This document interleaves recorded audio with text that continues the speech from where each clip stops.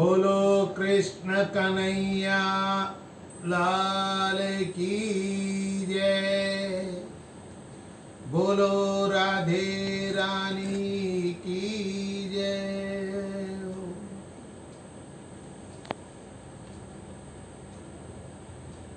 ये कथा आज देव ऋषि नारद को कैसे अहंकार और मोह हो गया,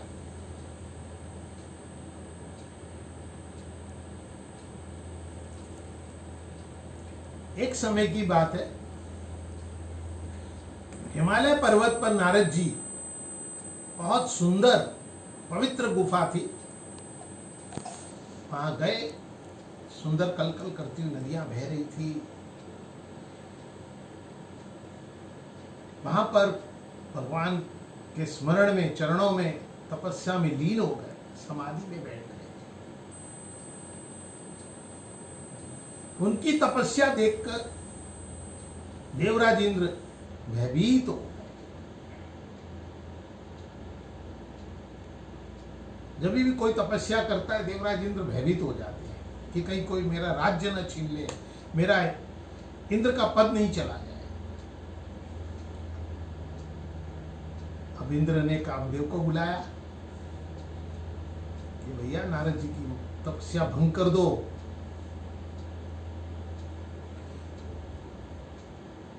इंद्रदेव गुफा में पहुंचे। उन्होंने सुगंधित पुष्पों की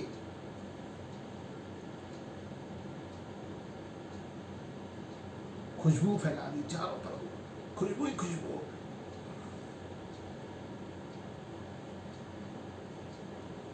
अप्सराएं, रंभा आदि अप्सराएं नृत्य करने लगी, गान करने लगी। कामदेव ने अपने काम के बाण चलाए। बहुत प्रयत्न किया, लेकिन नारद जी की तपस्या भंग नहीं कर सके। अंत में कामदेव ने नारद जी के पैर पकड़ लिए। हे मुनि, नारद जी आंखें खोली, बोले हे मुनि, मुझे कृपया क्षमा कर दे। मैं आपकी तपस्या भंग करने आया था, लेकिन मैं नहीं कर सका। मैं आपसे क्षमा चाहता हूं। नारद ने बड़ी मृदु भाषा में उसे क्षमा कर दिया। उनको, नारद जी को कोई क्रोध नहीं आया। वो कामदेव की बातों से संतुष्ट हो गए और उसको क्षमा कर दिया। अब नारद जी को अहंकार हो गया। ओहो, मैंने तो कामदेव को जीत लिया। नारद जी कैलाश पर्वत पहुंच गए, जहां शंकर जी, भगवान शंकर और पार्वती जी बैठे हुए थे। नारद जी ने अपनी सारी कथा भगवान शंकर को सुनाई कि मैंने कैसे कामदेव को आज जीत लिया है। बोले भंडारी, बोले हे नारद जी, तुमने सारा वृत्तांत मुझे तो सुना दिया, लेकिन श्री हरि नारायण को मत ये कथा सुनाना, अपना ये वृत्तांत मत सुनाना। नारद जी को कहां चैन था, वो तो चल लिए, सीधे क्षीर सागर पहुंच गए। नारायण नारायण नारायण करते पहुंच गए क्षीर सागर। भगवान ने पूछा, नारद जी कैसे पधारे? बोले बस प्रभु, आपके दर्शनों की अभिलाषा थी तो आज मैं आ गया। भगवान समझ गए कि जरूर कोई बात है। बात चलते चलते नारद जी ने भगवान नारायण को, हरि को भी सारा वृत्तांत सुना दिया कि मैंने प्रभु कैसे कामदेव को जीत लिया।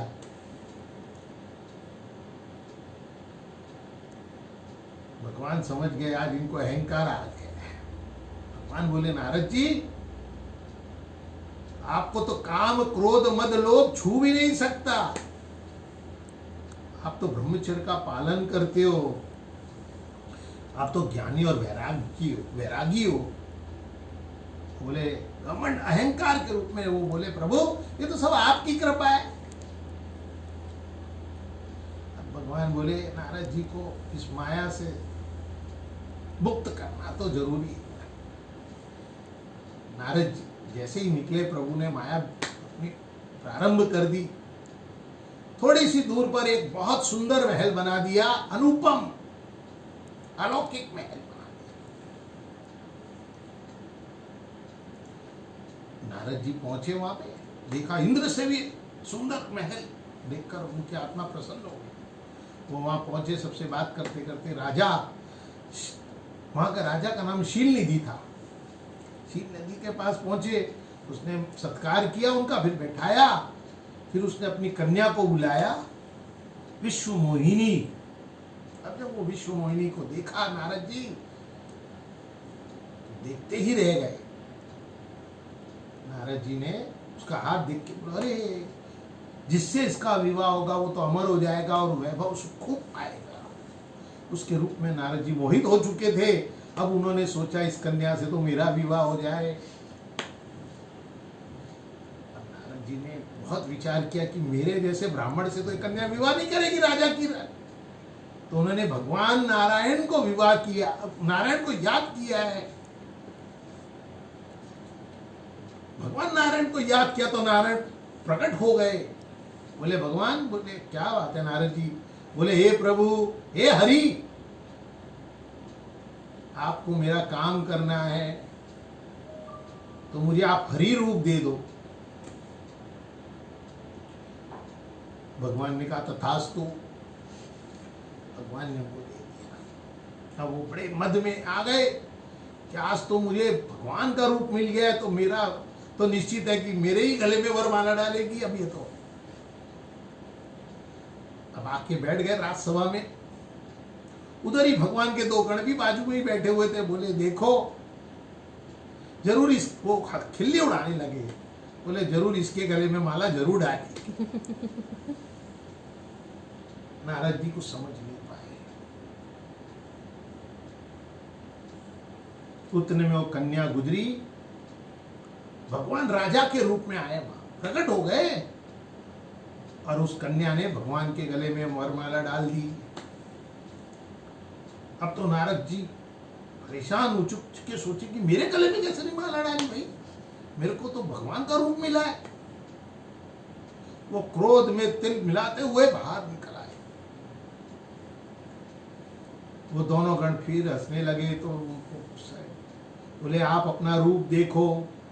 जैसे नारद जी ने जल में अपना रूप देखा, बंदर का रूप देखा, क्रोध आ गया। उन्होंने दोनों को कहा तुम राक्षस हो जाओ। वो दोनों भगवान के गण राक्षस हो जाओ का श्राप उन्होंने दे दिया। फिर और आगे बढ़े तो भगवान साक्षात नारायण उस राजकन्या के साथ खड़े हुए थे। अब तो और क्रोध आ रहा था उनको। अब बोले भगवान, तुमने अच्छा नहीं किया, तुमने हमेशा से ही अपना हित सोचा है, किसी के बारे में आप सोचते ही नहीं हो। आपने अपने भले के लिए भगवान शंकर को भी विष पिला दिया और खुद तो लक्ष्मी ले आए। भगवान परम स्वतंत्र न सिर पे कोई, जो मन भाव करो तुम सोई। तुम्हारे सर पर तुम स्वतंत्र हो, तुम्हारे सिर पर कोई नहीं है, इसलिए आपके मन में जो आता है वही करते हो। भले को बुरा, बुरा को भला करते ही रहते हो।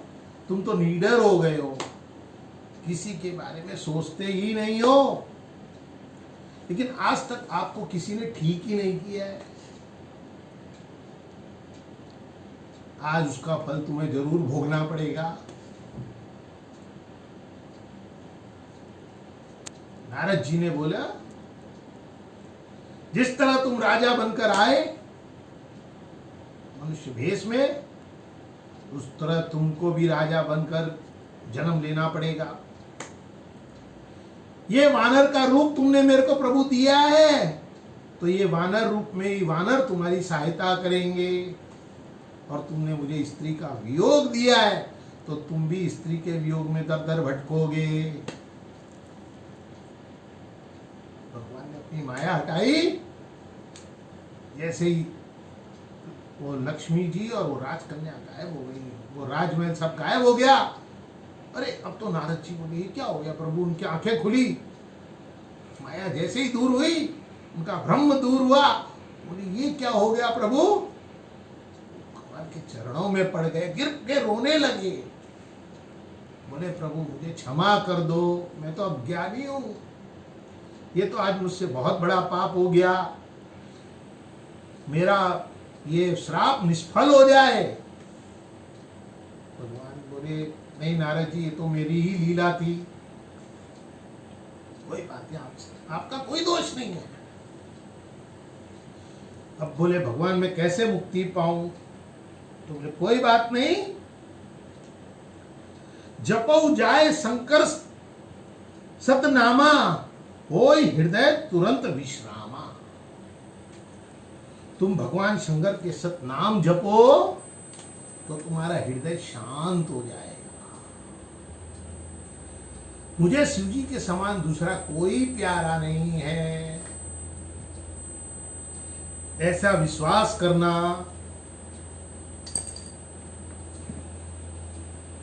जही पर कृपा न करे पुरारी, जही पर कृपा करे न करे पुरारी, सो न पाओ मुनि भगत हमारी। जिन पर शिव जी कृपा नहीं करते वो मेरी भी भक्ति को नहीं पा सकते। इसलिए नारद जी अब जाइए, ये तो मेरी ही लीला थी। बोलो लक्ष्मी नारायण भगवान की जय। जय जय नारायण